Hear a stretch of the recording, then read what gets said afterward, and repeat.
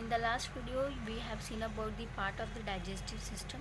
If the question are how, what are the parts of the digestive system or alimentary canal, we have seen that overview. Moving ahead with the process of digestion or the associated glands first, that is liver and pancreas. Liver, you can see a conical shaped structure which is being shown. Now this liver contains a gallbladder. Gallbladder color itself is about greenish, bluish greenish in color. Thus, the juice secreted by gallbladder is also greenish in color. It secretes a juice called bile. Now, bile is the only juice, liver is the only place where it does not contain any kind of enzymes. Okay, you may ask a reasoning question. Bile juice digests the food material but is not considered as an digestive enzyme. Okay, it does not contain any digestive enzyme. Why so? How does this bile juice works then? First of all, the food which is being formed inside the stomach, okay, it was acidic in nature. When it passes towards the small intestine, as it is being acidic, bile juice provides alkaline condition to it so that to neutralize the acidity. So that is the first function of your bile juice, to provide alkaline medium to neutralize the acidity. Second, bile juice contains bile salts and bile pigments. Because of bile pigment, the coloration of our stool is about brownish in color. Okay, it is because of the urea formation. It also contains a pigment called bilirubin. Bilirubin, you might have heard about jaundice disease, where the person's eye, body shape, color, etc. becomes yellowish in color. This is because of this pigment only, which is present inside the liver. Next, it contains bile salts. This bile salt, one function I told you, that is to provide neutralized condition. Okay. Second, it converts the larger fat droplets into smaller, so that digestion will be easier. Okay, it is not providing any digestive enzyme, but it only converts the larger fat droplets into smaller, so that the food will be easily digested out. So this is the function about bile juice. Through a common bile duct, it is being transferred towards the small intestine. Moving to pancreas.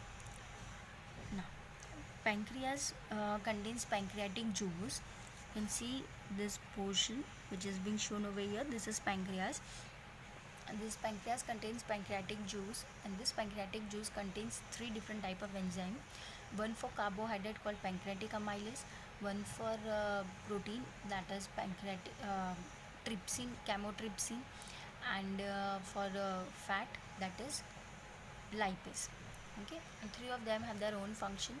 The food which was converted into maltose, that is from inside the mouth with the help of salivary amylase, the food was converted into maltose. This maltose is further divided over here into the form of glucose by pancreatic amylase. Then comes to protein. Inside the stomach, the protein digestion has been started, which was being converted into the form of peptones or peptidoses.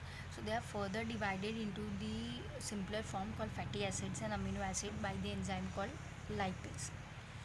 And by trypsin and chymotrypsin. And the fats which are being converted into the smaller fat droplets, they are over here start digesting with the help of the pancreatic lipase. So three of these enzyme, pancreatic amylase, then trypsin, chymotrypsin, and lipase, starts the digestion. Along with that, the intestinal juice, which is secreted by small intestine, contains again the same enzyme called intestinal amylase, then intestinal lipase, and trypsin and chymotrypsin. With the help of them, the further conversion which was being done by pancreatic is being completed by the small intestine.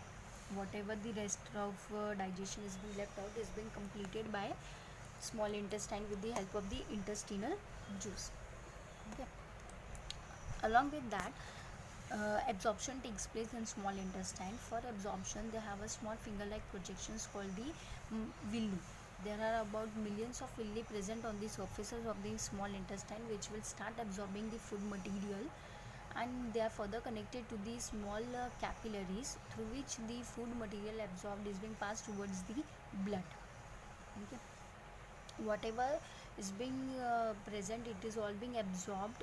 The rest of the unabsorbed and undigested food is then passed towards the large intestine, where inside the large intestine, with the help of the colon, it will start absorbing the water, and the dried form of the food material is being taken up. This dried form of food material is then passed towards the rectum, where it is being stored for a short period of time, up till and unless it is being concentrated. Once it is being concentrated, pressure is being created, it is then released out with the help of the anus. Okay, for the whole process of digestion, it takes about 5 to 6 hours, in which 2 to 3 hours it remains inside the uh, stomach, and the rest of the process is being carried out by each and every part of the body. And just go through the reading part, whatever is being given. Still you have any doubt regarding whatever sentence or something, you can just ask me. Everything is been explained over here from top to the bottom in the sentences form. I have explained directly from them along with the figure. Okay, this is all about the human digestive system. Very simple, again important, mainly stomach, the functions of each and every enzyme which is being given, the functions of stomach, the portion whatever is being present like dilute HCl, then you have mucus and pepsin. Mainly the function of stomach is being asked. Second, the acidity is being asked, why it is being acidic in nature. Then small intestine, where the digestion is being started, where it is being completed, what are microvilli, or what is the function of the villi. These are very common questions which are being asked in your MCQ pattern as well as in the theoretical question. They keep on asking such.